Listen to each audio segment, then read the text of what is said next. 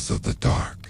Tonight's story comes from a camping trip that was supposed to be nothing more than a quiet weekend in the wilderness, but it ended with a question that still hasn't been answered. The person who shared this story asked that their name be kept private, but the events themselves are described exactly as they happened. It began in late September of 2021, when three friends decided to go camping deep in the mountains of northern Idaho.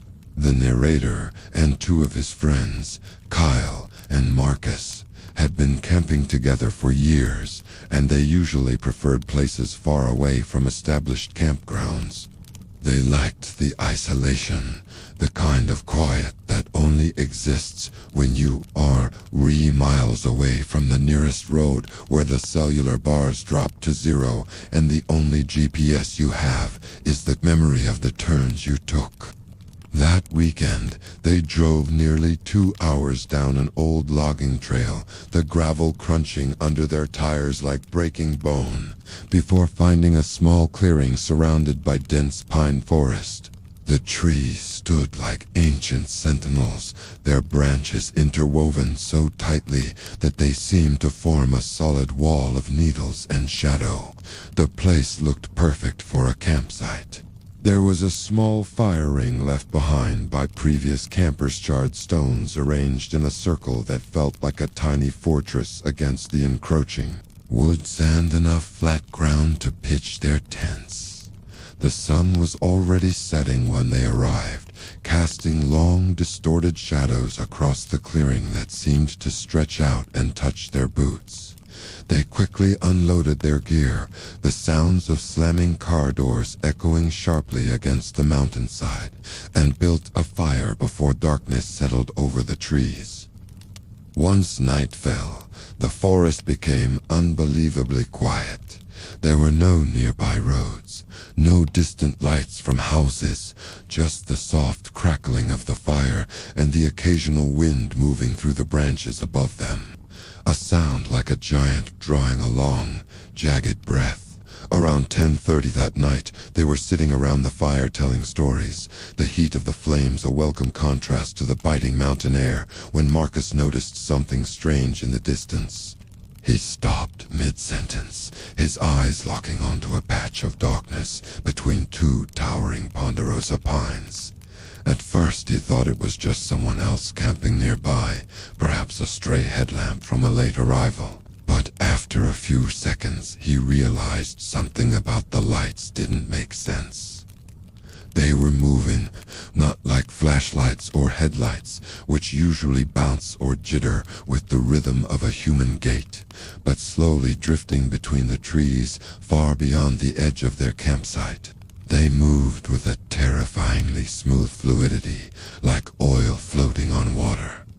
Kyle stood up, shielding his eyes from the fire's glare, and stared into the forest for a moment before saying he saw them too. There were 3 lights in total. They glowed faintly white pale, sickly luminescence that didn't cast any beams and moved in a slow circular pattern through the woods. The strange thing was how silent they were. Normally, if someone was walking through a forest at night with lights, you'd hear footsteps, branches snapping, or the rustle of nylon gear. But there was nothing. The forest was a vacuum. Just those 3 silent lights moving between the trees in a perfect, synchronized orbit. At first, the group tried to rationalize it. They talked about hikers losing their way, or perhaps local rangers doing a late-night sweep, but the lights never got closer, and they never left the forest. They just circled slowly around the outer edge of the tree line, as if watching the campsite from a distance, measuring the perimeter of their intrusion. After about 15 minutes of this rhythmic, ghostly haunting, Marcus, feeling the bravado of the campfire, joked that whoever it was should just come say hello instead of creeping around in the dark. The moment he said that, all 3 lights stopped moving at the exact same time. It was instantaneous. The 3 friends went quiet immediately, the joke dying in Marcus's throat. For several seconds the lights remained completely still between the trees. fixed like glowing eyes staring back from the void. Then, one by one, they went out. Not a flicker, not a fade, just a sudden, absolute erasure. The forest beyond the campsite became pitch black again, a wall of ink that seemed to lean in closer now that the lights were gone. But the beam of his light didn't reveal anything except rows of silent pine trees and the mocking glitter of frost on the ground. Eventually they convinced themselves it was probably just other campers who decided to leave the area, though the lack of engine noise or retreating footsteps made that theory feel hollow. But the mood around the fire had definitely changed. The shadows behind them felt heavier, and every pop of the firewood made them flinch. Around midnight they decided to turn in for the night, the fire having dwindled to a pile of pulsing red embers.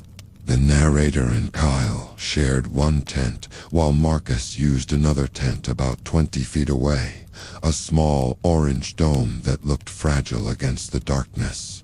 The fire burned low as they zipped their tents shut, the sound of the zippers tearing through the silence like a scream, and settled into their sleeping bags. For a while, everything was quiet, save for the muffled sounds of shifting fabric and heavy breathing. But sometime later, maybe around 2 o'clock in the morning, the narrator woke up suddenly to a strange sound outside the tent. It wasn't the wind. The air was dead still. Then he realized it sounded more like footsteps slowly moving through the grass around the campsite. The steps were soft but deliberate, circling the tents the way someone might if they were walking around examining something, a predator assessing a cage. He held his breath and listened carefully, his heart thumping so hard he feared the thing outside could hear it. The footsteps moved past their tent, the weight of them causing the ground to vibrate ever so slightly near his head. Then they stopped somewhere between their tent and Marcus's tent. For a moment, everything was silent again, a silence so thick it felt like it was filling his ears with cotton. Then a voice spoke from outside. It wasn't loud. It sounded like someone whispering quietly, leaning down toward the mesh of the tent. The problem was that the voice sounded exactly like Marcus. It had his specific cadence, his slightly nasal tone, his familiar pitch. "Hey guys," the voice whispered softly outside the tent. "Come, look at this." Kyle immediately sat up beside him, his eyes wide and reflecting the faint starlight through the rainfly. "Did Marcus just say something?" he whispered, his voice barely audible. The narrator nodded slowly, his skin crawling with an instinctive, reptilian dread. But something about the voice had felt wrong. It was too perfect. It was a recording played back in a room with no furniture. Marcus's tent zipper hadn't opened. They hadn't heard him walk up to their tent over the crunchy pine needles. And the voice had sounded strangely flat, like someone trying to imitate the way Marcus spoke without understanding the emotion behind the words. It was Marcus's voice, but it wasn't Marcus. Before either of them could respond, before they could call out or unzip the door to see their friend, they heard another sound. The zipper on Marcus's tent opening 20 feet away. Then Marcus's real voice called out from the darkness, thick with sleep and genuine trembling fear. "Guys," he said nervously, his voice cracking.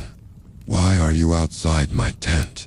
The two friends froze inside their sleeping bags, the air in the tent suddenly turning ice cold. Because neither of them had left the tent, they were shoulder to shoulder, paralyzed in the dark, and whatever had whispered outside just seconds earlier, using their friend's voice to lure them into the night, was no longer there.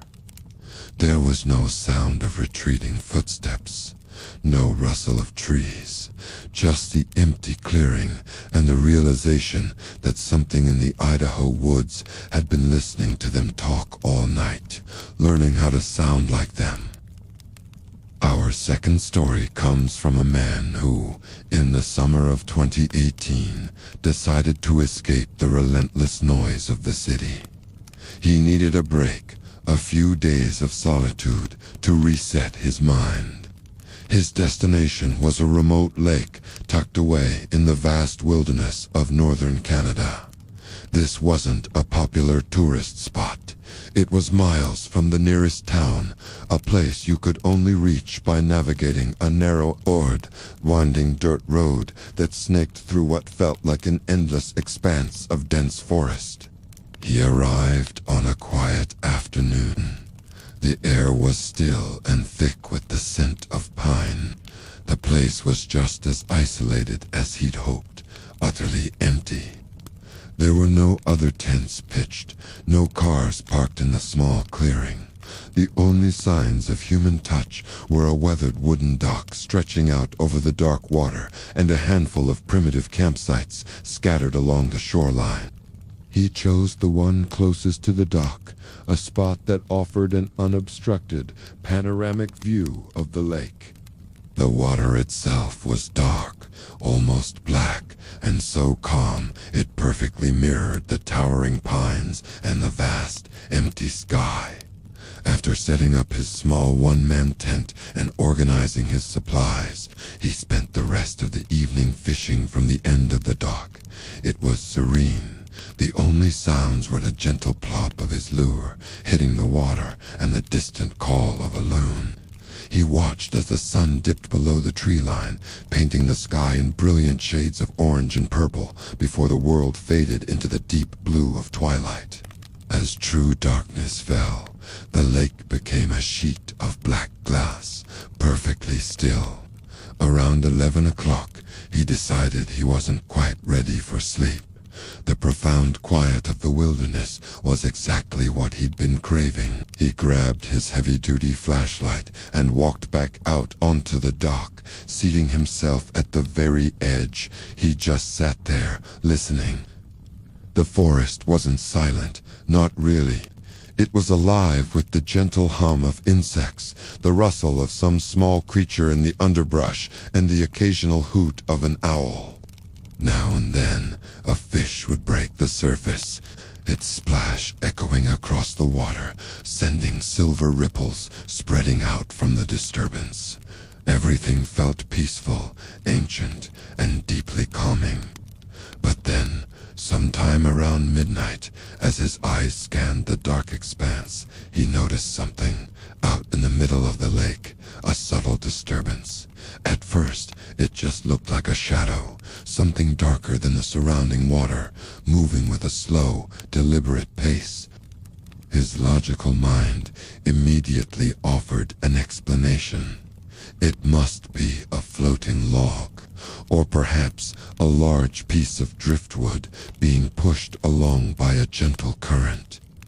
He watched it for a minute, dismissing it, but the more he stared, the more that explanation fell apart. There was no wind, the surface was glassy. The lake simply did not have a current strong enough to move an object of that apparent size so consistently. And the most unsettling part, its path wasn't random. It seemed to be moving with a purpose, gliding silently and steadily toward his side of the lake, toward the dock. He raised his flashlight, flicking it on and pointing the beam out across the water.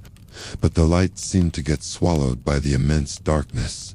The beam was powerful, but it couldn't quite reach the middle of the lake. The object remained a vague, dark shape at the edge of the light's reach, a murky silhouette against the black water. It just kept coming, slow and unhurried. A strange mix of curiosity and unease began to bubble up inside him. His heart started beating a little faster. He told himself it was a beaver, or maybe even a moose wading through the shallows on the far side, though it seemed too far out for that. Compelled by a need to understand what he was seeing, he stood up and walked to the very end of the dock, leaning over to try and get a better look. The water directly below him was an inky, silent void, and just like that, the shape was gone. surface. He scanned the lake again, his flashlight beam cutting back and forth. Nothing, just still, black water. For a few seconds, he felt a wave of relief mixed with a bit of embarrassment. He must have imagined it. His city-wired brain wasn't used to the tricks of light and shadow in the true dark. He was about to turn back when the water directly beneath his feet moved. It wasn't a splash or a noise. It was a feeling, a pressure. A single, powerful ripple spread out from under the dock, a perfect circle expanding across the otherwise placid surface. It was as if something massive had just shifted its weight right below him. He jumped back instinctively, his boots thudding against the old wood. His mind raced. A giant muskie, a sturgeon. Could a moose dive like that? The ripple didn't move away from the dock. It didn't travel across the lake. The epicenter of the disturbance stayed right there, directly underneath him.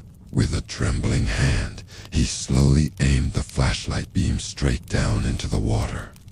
The light cut through the first few feet, illuminating floating particles and the dark, mossy wood of the dock's pillars. For a moment, there was nothing. Then, something moved within the cone of light. A pale, ghostly shape passed directly beneath him. It was huge, far too large to be any fish he knew of. And its movement, it was fluid, but utterly alien. It didn't look like any animal he'd ever seen or read about. The shape was almost human, but distorted, stretched and unnaturally elongated, like a reflection in a warped mirror. A cold, primal fear seized him. He stumbled backward, his legs feeling weak, nearly dropping the flashlight into the lake. He scrambled back down the dock, not daring to look behind him. When he reached the shore, he risked a single glance back. The light from his flashlight showed nothing but his own frantic footprints in the soft dirt. He got back to his tent, his heart hammering against his ribs. He tried to rationalize, to tell himself his eyes were playing tricks, that the isolation was getting to him. He forced himself to zip up the tent, crawl into his sleeping bag, and try to sleep. He decided he was just overtired, his imagination running wild. He wouldn't let some shadow on the water ruin his trip. Eventually, exhaustion won out, and he drifted into a fitful, uneasy sleep. He was violently pulled from that sleep some time later. The display on his watch glowed, 3:17 a.m. What woke him was a sound, a soft, rhythmic, dripping. At first, his groggy mind registered it as rain starting to fall on the tent's fabric. But as he became more awake, he realized that wasn't right. The sound wasn't all around him. It was specific, localized. It was coming from directly beside his tent. Drip, drip. The sound was slow, heavy, like water falling from a saturated sponge onto dry leaves. Every nerve in his body screamed at him to stay put, to pretend he was still asleep. But a terrifying curiosity, the same one that drew him to the end of the dock, took over. He had to know. Slowly, trying not to make a single sound, he reached for the zipper on the tent door. He pulled it down an inch at a time, the sound deafening in the profound silence of the night. He peered through the small opening. The moon was high now, casting a pale, ethereal glow over the campsite. The forest was dead silent. No insects, no owls, nothing. And then he saw them. Illuminated in the cold moonlight was a trail of wet footprints leading from the direction of the lake. They were large, misshapen, and clearly not human. They led across the dirt, past his cold campfire pit, and straight toward his tent. The footprints stopped just a few feet from the entrance, right where the dripping sound was coming from. The story ends there, as he never shared what happened next. He simply packed his things in a blind panic at first light and never looked back. If you find yourself in a dark or frightening place, please remember that help is available. You can reach out to crisis hotlines or mental health professionals. You are not alone. Thanks for listening. If you enjoyed this story, please follow our channel for more. The Appalachian Mountains, they call to you. You know, with their ancient, rolling hills and forests so dense they swallow the light. That's what called to Usme, Liam, Maya, and Chloe. For college friends desperate for a break from textbooks and deadlines, seeking the quiet embrace of nature. We packed our gear full of naive excitement for a weekend of campfires, ghost stories, and the kind of freedom only the wilderness can offer. We had no idea we were about to become the ghost story. We found the perfect spot late Friday afternoon. It was a small, secluded clearing, nestled deep in a valley, flanked by towering oaks and whispering pines. The air was crisp, scented with damp earth and pine needles. Setting up camp was a familiar, comforting ritual. Liam, ever the pragmatist, was already trying to get a fire started. Maya was humming, unpacking the food, while Chloe and I wrestled with our tent, laughing as we fumbled with the poles. Once everything was set up to tents, a neat stack of firewood and chairs circling the unlit fire pit, we stood back to admire our little home for the weekend, and that's when I first saw it. Across the clearing, maybe 50 yards away, tucked just at the edge of the tree line, stood another tent. It was a simple A-frame made of a strange, canvas-like material, the color of faded mustard. It looked old, weathered, as if it had been sitting there for decades. There was no sign of life around it. No gear, no fire pit, no footprints. It just was age, guys, I said, pointing. Looks like we've got neighbors. The others turned to look. Liam squinted. That's weird. Didn't see that when we pulled up. Did you? We all shook our heads. It felt like it had just materialized out of thin air. Maya, always the friendly one, waved hello over there. Her voice echoed slightly in the quiet valley, but there was no reply. The tent flap remained closed, still and silent. Maybe they're hiking, Chloe suggested, though her voice held a note of uncertainty. Or maybe they're just really, really quiet campers. We shrugged it off. The mountains were vast. We weren't the only ones looking for solitude. But still, a strange feeling settled over me. There was something unsettling about that silent, solitary tent. It felt less like a piece of camping gear and more like a gravestone. As dusk began to settle, painting the sky in shades of orange and purple, Liam finally coaxed a crackling fire to life. We huddled around its warmth, roasting marshmallows and telling stupid jokes. The familiar comfort of our friendship pushing the strange tent to the back of our minds, but I couldn't completely forget it. Every now and then, my eyes would drift over to the dark edge of the clearing. The mustard yellow tent was just a silhouette now, a dark triangle against the deepening gloom of the forest. It seemed to watch us, a silent, unmoving observer. Later that night, the conversation turned, as it always does on camping trips, to scary stories. Liam, with his flair for the dramatic, told a tale about a local legend, a creature that mimicked the sounds of lost hikers to lure them deeper into the woods. We all laughed nervously, casting anxious glances into the impenetrable darkness that surrounded our little circle of light. My gaze fell once more on the tent. In the flickering firelight, its shape seemed to waver, to distort. For a split second, I could have sworn it looked taller, thinner. I blinked, and it was just a tent again. I blamed the fire, the shadows, the beer I was drinking. The next morning, I was the first one awake. The air was cold and misty, the world washed in the soft gray light of dawn. I crawled out of my tent, stretching my stiff muscles, and my first instinct was to look across the clearing. The space was empty. The Mustardillo tent was gone. Not packed up, not moved, just gone. The grass where it had stood was undisturbed, covered in the same morning dew as the rest of the clearing. There were no flattened patches, no sign that anything or anyone had ever been there. I woke the others, my voice tight with a mixture of confusion and fear.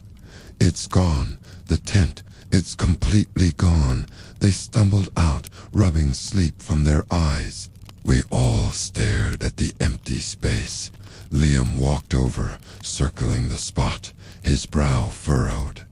"This is impossible," he muttered. "They couldn't have packed up and left without making a sound. Not on this ground. We would have heard something." Chloe was visibly spooked. What if it was never there? What if we all just imagined it? But we knew that wasn't true. We had all seen it. We had talked about it. It had been real. The mystery of it hung over us for the rest of the day, a heavy, unspoken dread that soured our hiking plans. Every rustle of leaves, every snap of a twig made us jump. The beautiful wilderness that had felt so welcoming the day before now seemed menacing, its shadows hiding unseen things. We decided to stick close to camp. The cheerful atmosphere of our trip completely evaporated. As night fell for the second time, the mood was tense. We built the fire bigger, brighter, as if its light could ward off the encroaching darkness and the fear that came with it. We didn't talk much. We just sat, listening to the sounds of the forest, each of us lost in our own anxious thoughts. It was around midnight when Maya suddenly gasped, her hand flying to her mouth. Her eyes were wide with terror, fixed on the spot where the tent had been. "Look," she whispered, her voice trembling. We all turned. My heart stopped. In the exact same spot where the yellow tent had stood, something else was now standing. It was tall, impossibly tall, at least 9 or 10 feet. It had the same triangular A-frame shape as the tent, the same faded mustard yellow color. But it wasn't a tent. It was a figure. It had no discernible features, no arms, no legs, no face. It was just a tall, pointed shape, standing perfectly still, its peak seeming to scrape the lowest branches of the trees. It was the tent, unfolded, stretched, and standing on its own. A collective paralysis seized us. We couldn't scream, couldn't move.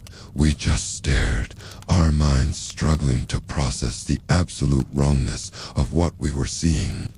The firelight flickered across its surface, revealing the same canvas-like texture. It didn't move. It didn't make a sound. It just stood there, a silent, geometric nightmare that had taken the place of our memory. Liam was the first to break the spell. "We need to go," he hissed, his voice barely a whisper. Now, that was all it took. The dam of our fear broke, and pure, primal panic flooded in. We scrambled, not for our gear, but for our lives. We didn't bother with the tents, the food, the sleeping bags. We just ran. We sprinted to the car, fumbling with the keys, our breath coming in ragged, terrified gasps. We piled in, Liam gunning the engine to life. The headlights cut through the darkness, and for one horrifying moment, they illuminated the figure. It was still there, unmoving, a towering, silent sentinel watching us flee.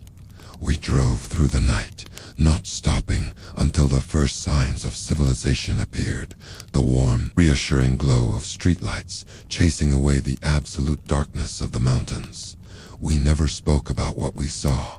What could we say? Who would believe us? We abandoned all our gear, a silent offering to the thing in the woods.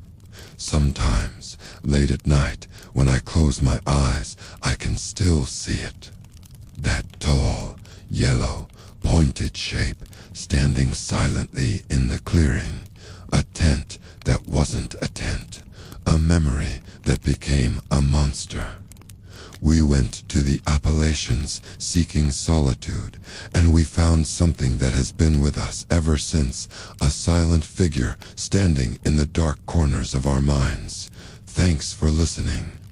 If our story has chilled you, consider subscribing for more tales from the edge of reality. Stay safe out there.